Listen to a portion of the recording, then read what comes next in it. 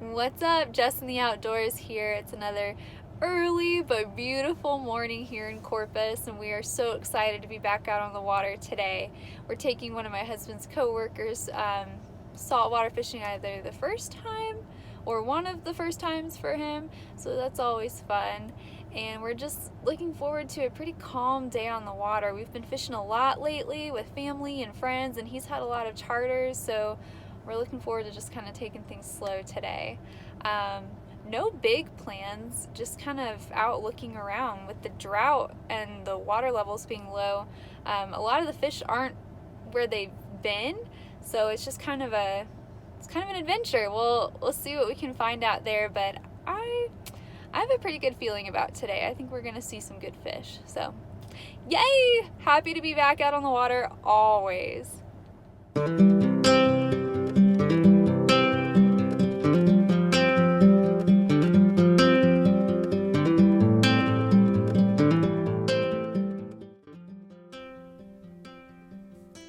We pulled up to our first spot and eagerly started fishing.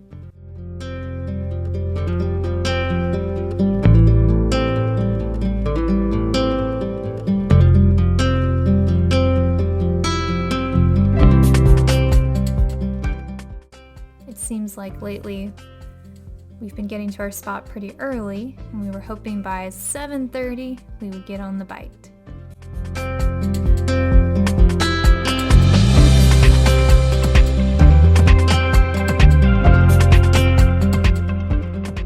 But 7:30 rolled around, and it had been a quiet morning.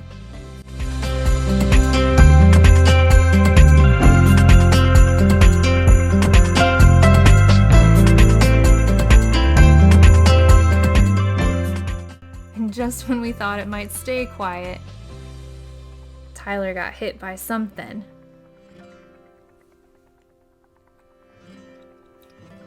His first saltwater fish.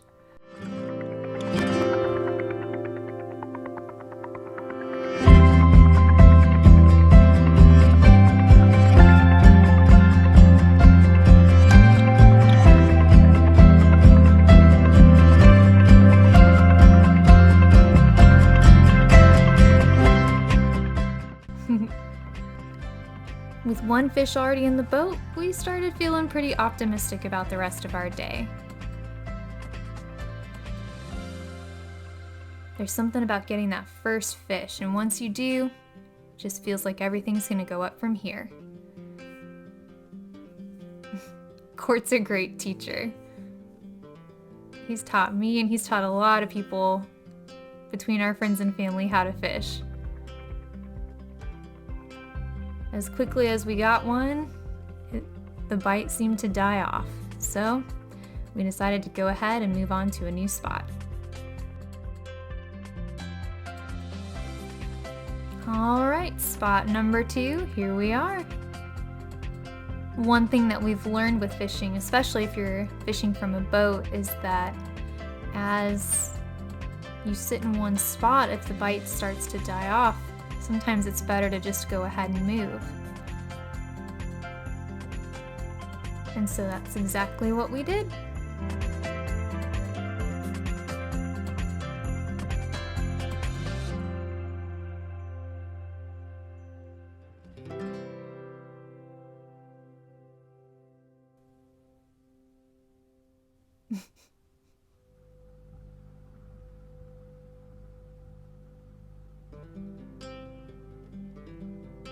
Oh. Tyler got on another one.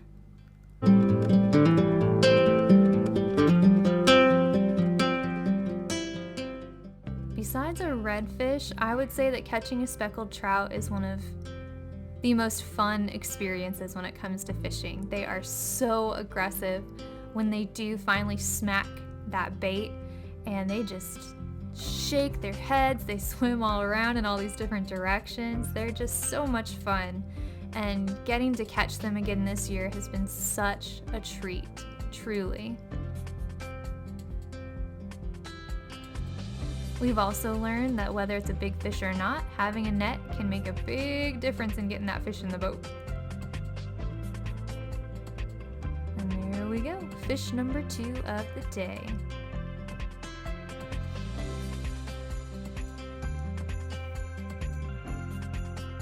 Even though we got our hopes up in this spot after Tyler hooked another one, it did the same thing. The bite slowed down and just went away.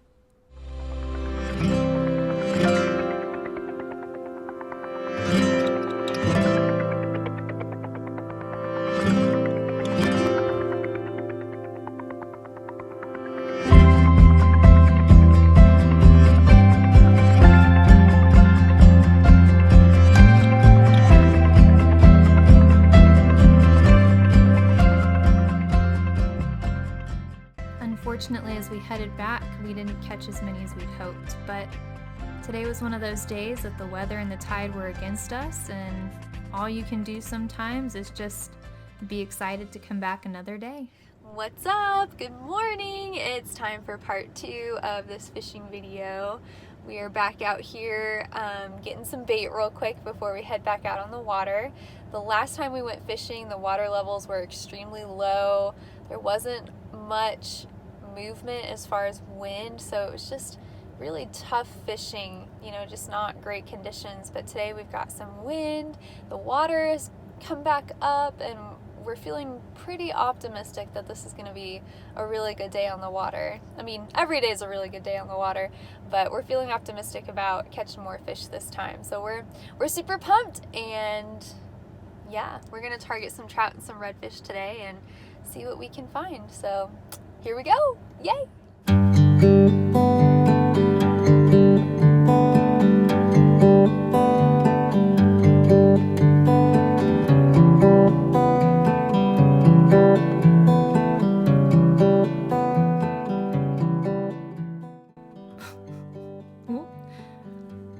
Oh, nothing like starting your day with a massive bird nest from your bait caster. Ooh, this one was pretty rough apparently.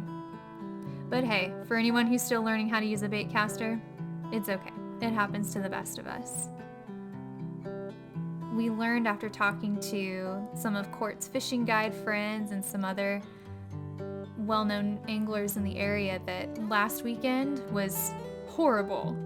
Between the drought and the low tide, it just seemed like the fish were, well, not doing what they're supposed to. And unfortunately, sometimes that's how it goes.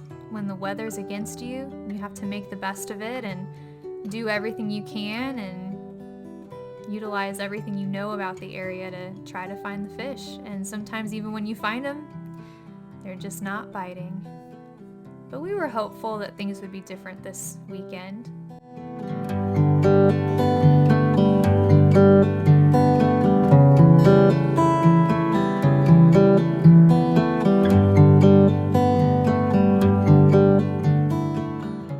If we learned anything from this whole experience, it's that, well, you're not going to catch fish from your couch.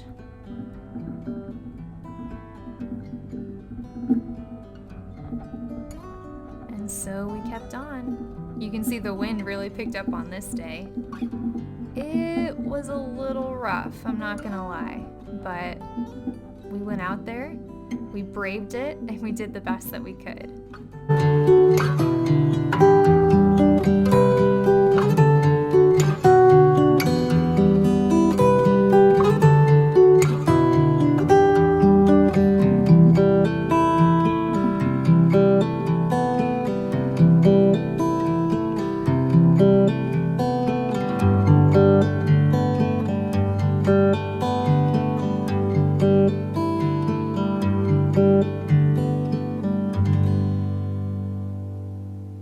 As we settled into this next spot, Court was telling me and Tyler about his strategy. I mean, the tide was super low, which is something we typically experience in the winter. And when the tide is low and the water temperature is different, the trout will often go different places. So as a captain, Court decided to try, of course, his summer spots, but also went to a lot of his winter spots, which I found very interesting.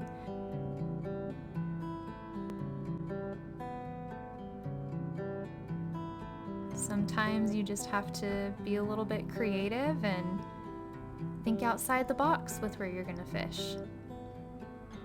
And this weekend certainly taught us that you've got to be ready and flexible and able to adapt to whatever your conditions are.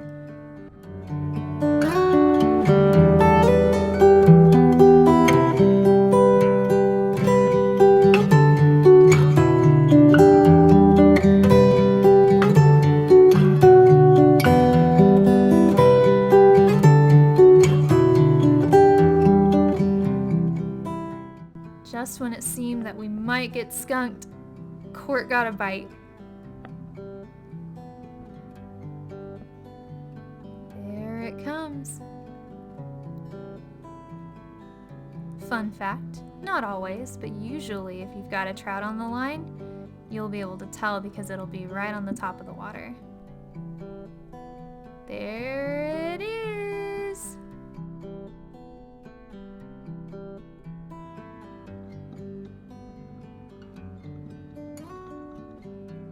With a fish in the boat, I think I can speak for all three of us when I say our optimism started to come back just a little bit.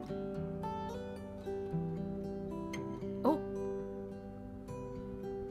here we go on a bite. I got something. Whoop. Poor Court. That's only the second or third time he's almost been smacked by a croaker this entire summer. He's a good captain, though. That's what happens when the fish is not totally hooked, but is still holding on long enough that you think it's hooked. So, hazard of the job, I guess.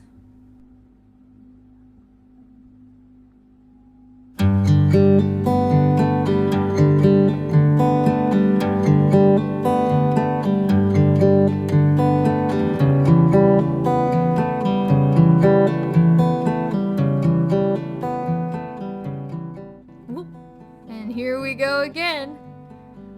Let's see if this one will stay on this time.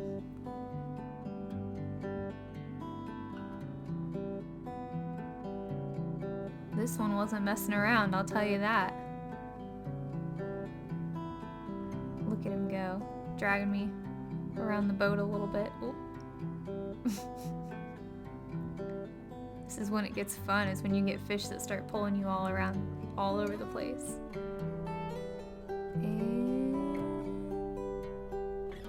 Oh, mama, that's a good one. Aw, look at my Instagram husband. Isn't he amazing? And let me take a picture. This was actually my third 20-incher of the season, which is unheard of for me, so that was pretty exciting. So, speckled trout. It's what's for dinner.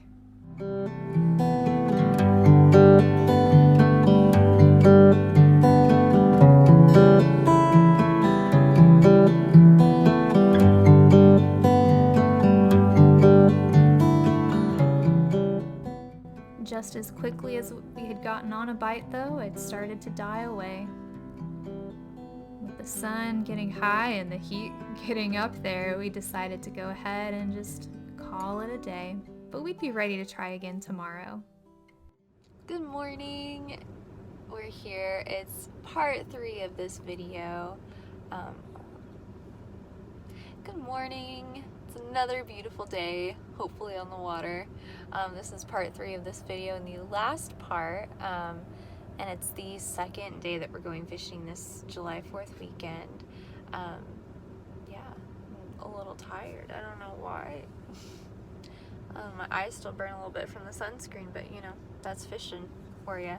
But yeah, we're heading back out on the Laguna. It's been really tough lately. The water hasn't been cooperating. It's been super hot. We're just now getting wind, and I don't know, maybe this drought has something to do with all of this too? I don't know. Well, and apparently last week there was something with the solar system where the planets hit an alignment, or the strongest alignment that they have in recorded history, which kind of messes with everyone with magnetic fields. And so, like, I know I felt a little off last week, so I'm sure the fish are kind of wonky too, so it's just been really tough.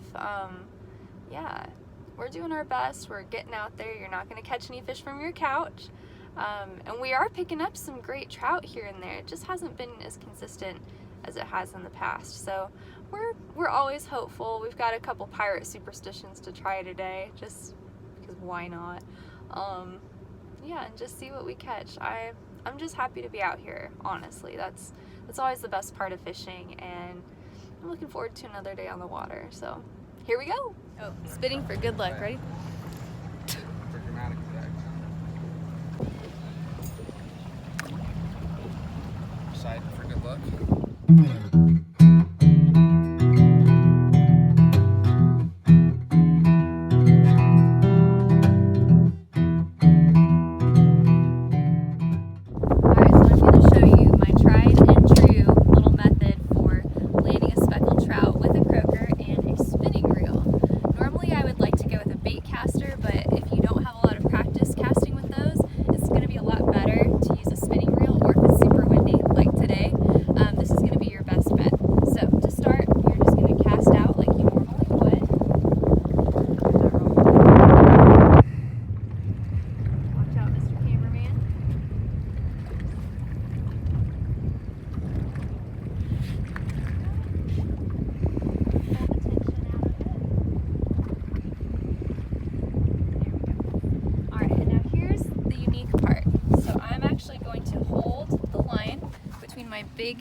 My thumb and my two fingers, and I'm gonna flip the bail. And I like to do this with the hand that I'm holding my rod with, so that if a fish comes up, all you have to do is flip the bail, set the hook, and start reeling. This will give the fish a little bit more time to pull and actually get hooked, whereas if you don't have the bail flipped, sometimes by setting that hook immediately or not having enough time for the fish to actually get on the hook, you can rip the hook out or you can lose the fish. But with this method, I've had really good results. As far as how long to let it pull drag, everyone's a little bit different. I personally like to count to 12, that's my magic number. But like I said, what you'll do is you'll let them pull drag, and usually you'll tell if they're really on there because it'll just rip it out of your fingers. You know, wait a few seconds, then flip the bail, set the hook, and reel. So that's my method. I hope you give it a try sometime, and if you do, let me know how it works for you. Now that you've heard my little spiel, go ahead and get back to the fishing. Oh, well, that didn't take long, did it?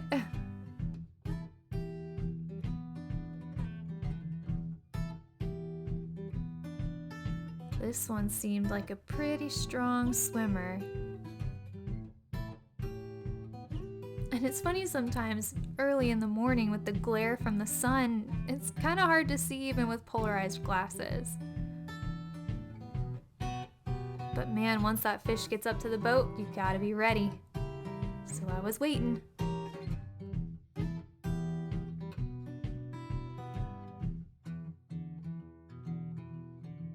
And there we go.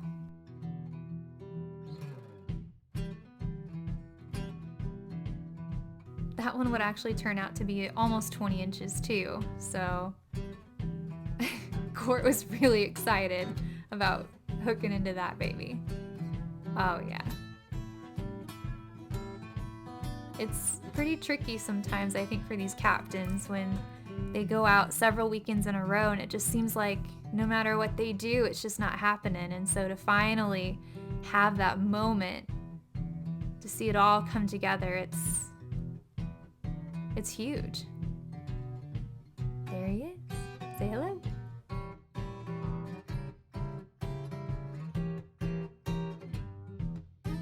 With that first fish in the boat, we were all excited to keep hitting it hard that day. The next few weekends would be pretty busy, so this would probably be our last chance to fish for a little while. So we were determined to make the most of it.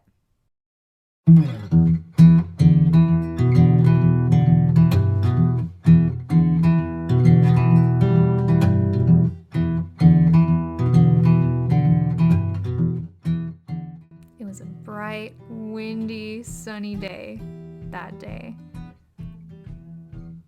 pretty good conditions for fishing. And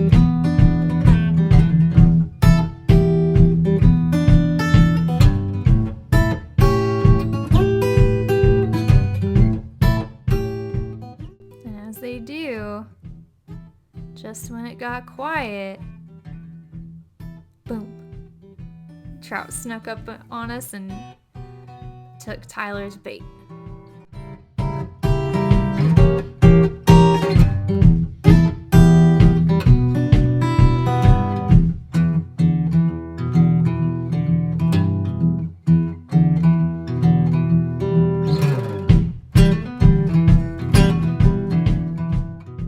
There we go.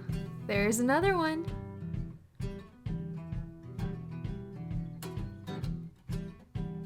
It was as if the past couple of trips we had saved up all of our fish karma and we're finally getting to cash it in.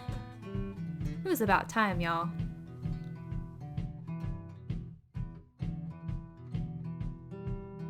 Despite the weather and the water working against us, it seemed like we'd finally found something like that old bite we were used to. There's Court hooking into another one. And man, was it fun.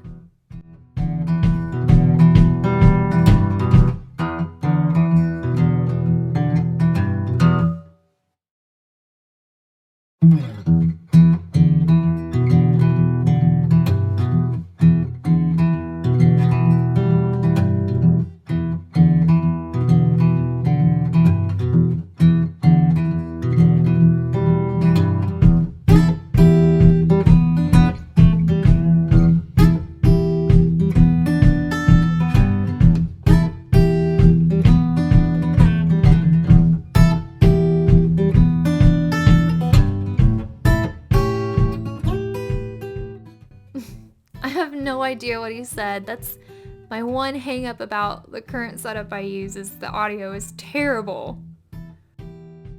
Look at that.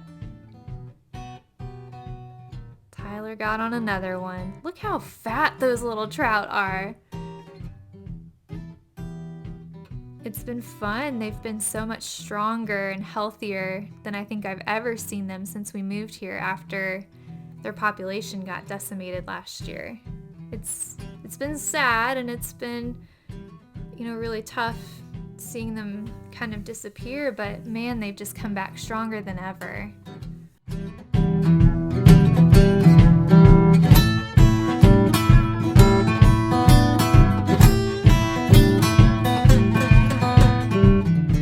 Oh, looks like Court's on another one. Reeling it in. Let's see what he's got.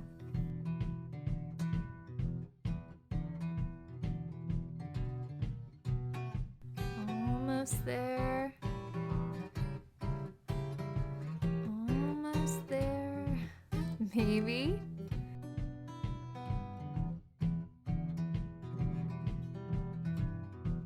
Whoop. Whoop. Looks like a job for the catfish flipper. The catfish flipper in action, y'all. It's the coolest thing ever. Woo! Just like that. If you don't have a lot of experience with catfish, both of the species that we get in the Laguna have these big giant spikes that make them difficult to handle, but if you get poked by that spike, you're gonna have a really bad day. So that flipper is a pretty effective and easy way to go ahead and safely get them back into the water. If you fish a lot in this area, you should seriously look them up and get one. Oh, here we go again. Let's see what it is.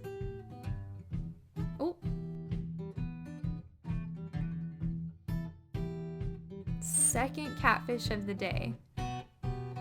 That was kind of unusual because typically, at least in our experience, catfish aren't as interested in croaker as they are in like shrimp and other bait. So it was kind of wild to catch a couple in a row. Court's still teaching me how to use the catfish flipper. I've tried a couple of times, but I am not as skilled, unfortunately.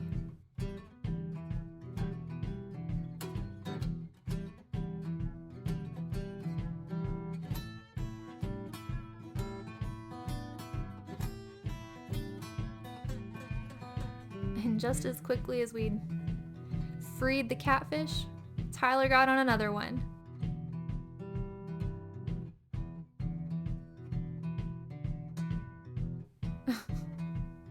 Reel, reel, reel!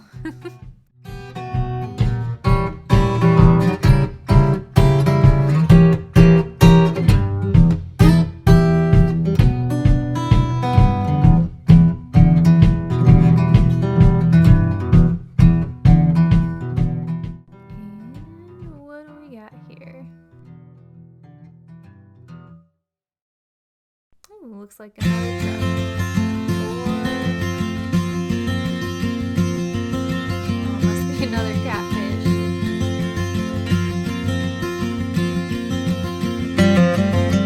I see.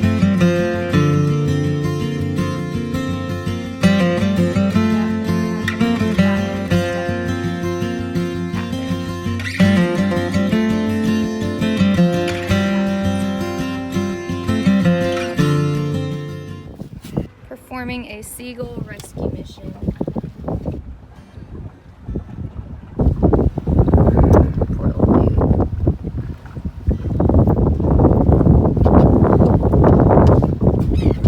Do you need help?